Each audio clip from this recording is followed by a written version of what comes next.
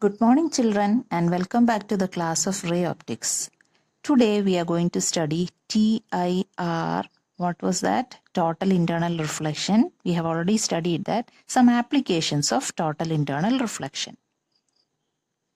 First one that we are going to study is Mirage. M-I-R-A-G-E. It's pronounced as Mirage. Okay? And the Malayalam meaning is Mareechiga. You might have heard about this term in Malayalam, Mareechiga. Okay, so let us learn what is mirage. You have observed mirage in your daily life when you travel through a bus or car on a very sunny morning through a tarred road. You might have observed that there is some water a few meters in front of your vehicle. But as you move on, you see that layers being disappearing. So this is a kind of mirage. Now in this chapter, in your textbook, figure 9.14, there is an explanation of mirage that happens in deserts. In deserts, the sand during daytime is very, very hot. So the air just above the sand is very hot. And since the air is very hot, it is less dense. And the air above the sand or the lower layer is cooler. So the air close to the sand is warmer and the air above the sand is very much above the sand is cooler. So there is a difference in the refractive index between the different layers of atmosphere. So warm air is very less denser compared to cooler air. Okay. So for a person standing at this point, just imagine there is a person standing here. Okay. At this point and observing. For him, a ray of light coming from the top of this tree. It appears to come from here. Let me explain why. This is because of total internal reflection. When this light ray is traveling through these different layers of atmosphere, what happens? The air above is cooler, air below is warmer. So there is a difference in refractive index. So the air above is denser, air below is rarer. So light is traveling from denser to rarer medium. So it bends away from the normal. The same thing happens at different points. And this keeps on moving away from the normal. And at some particular point, we see that the ray keeps on moving away from the normal.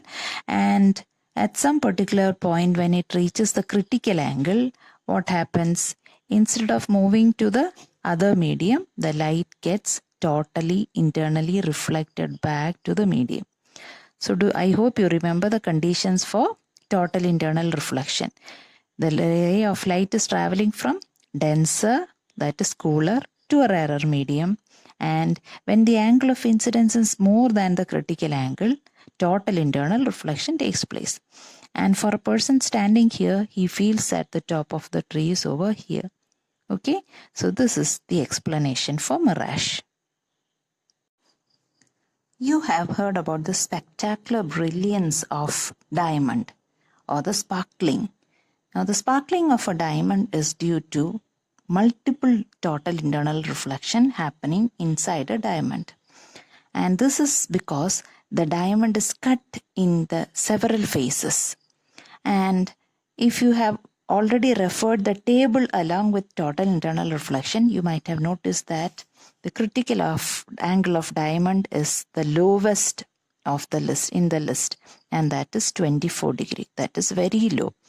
So if a light ray somehow enters into a diamond, it gets reflected internally multiple times. Okay, in different phases it gets reflected. And whenever the angle of incidence is less than critical angle only it can come out. So when it moves inside multiple times, there is multiple total internal reflection taking place. So what happens?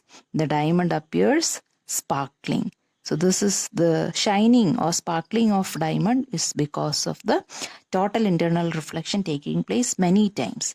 And that is because the critical angle of diamond is very less, 24 degree. And again, diamond cutters, they cut the shape of diamond. Actually, raw diamond, when it is taken out of the earth, is like a potato, okay, without much faces. So specialist diamond cutters, they cut different faces for diamonds, making it very sparkly. Next application is when light travels through a prism.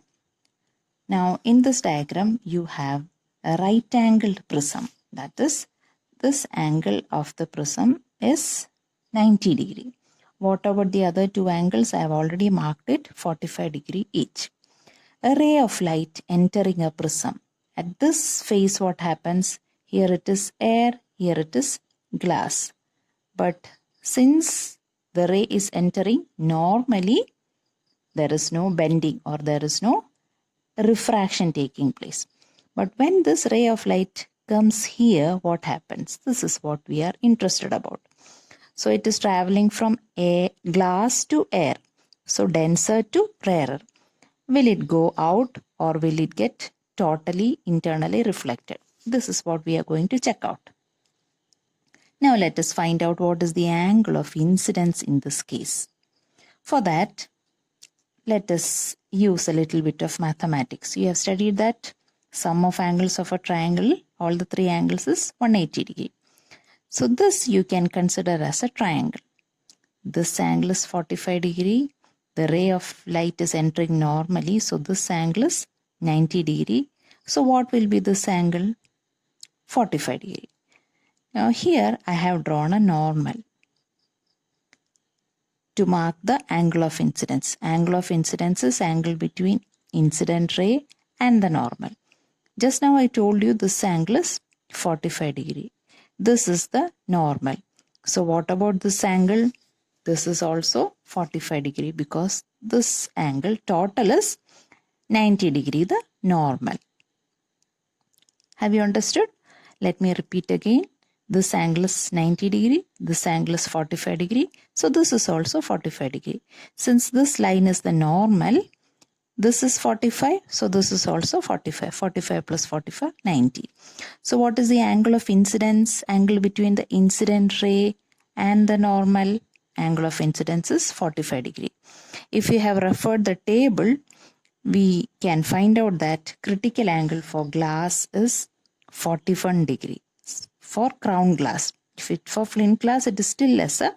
For different types of glasses are there. For crown glass, the critical angle is 41 degree. So what about this? What about the angle of incidence? It is greater than critical angle. So let us recall the conditions for total internal reflection. Light is traveling from denser to rarer, glass to air. This side it is air. From denser to rarer medium, and angle of incidence is more than the critical angle. Angle of incidence is greater than critical angle, which is 41 degree. What is the angle of incidence here? It is 45 degree, which is greater than critical angle. So what happens? This light ray is satisfying the conditions for total internal reflection. So instead of this ray going out this direction, it gets reflected internally. So total internal reflection is taking place. When total internal reflection is taking place also, it satisfies loss of reflection. So this angle is also 45 degree. So you can see that this ray reflects out like this. So if one more ray is coming inside like this, the same thing happens. This ray also, total internal reflection takes place here. This is the normal. This is the angle of incidence, 45 degree. So again, it gets reflected out at 45 degree. It comes out like this. Okay. So if you have an object over here, you get the image over here like this. The first one is over here. the second ray is coming here. So this is the direction of the image. Okay, so if you have AB over here, you get AB like this. Okay, so this is a diagram which is there in figure 9.15 in your textbook. Refer the diagram, and there are a few more diagrams with different types of prisms, and I want you to practice that yourself. Next application of total internal reflection is optical fibers, which are used in transmitting audio and video signals through long distances. You might have seen optical fibers as decorative lamps. When a lamp is switched on at the end of this optical fiber, the light travels from the bottom of each fiber and appears at the tip of these fibers as dots of lights. This is an example of a decorative lamp. When light is given at the bottom, you can see the ends of these plastic fibers lit. There is light here, but there is no supply. No light is here. So when light is given to the bottom of these fibers, you can see that there is light at its ends. So these are examples of optical fibers. Now this is a construction of an optical fiber. Refer figure 9.16 in your textbook. The optical fiber consists of a core with higher material of refractive index and a cladding, the outer covering, which is having lower refractive index. So the outer side is having lower refractive index and the inner part called the core. Inner side is called core. Core has got higher refractive index. Cladding, that is the outer part, it is like a tube. Okay, optical fiber is a tube. Actually it is very thin as I showed you, but here this is a macro version of the optical fiber, bigger one, so that you can understand. The inner part is called core, outer part is called cladding. Inner part core has got high refractive index and outer part cladding has got low refractive index. Now how does light travel through this? So actually optical fibers are called light pipes. We can make light travel through this pipe. So when light is given at this end, the light comes out to the other end. So optical fibers have got a lot of application. Okay, and usually they are used in surgical purposes. Okay, you might have heard of surgery done without opening body parts. So there we make use of the optical fibers. Okay, so let us see how it is working.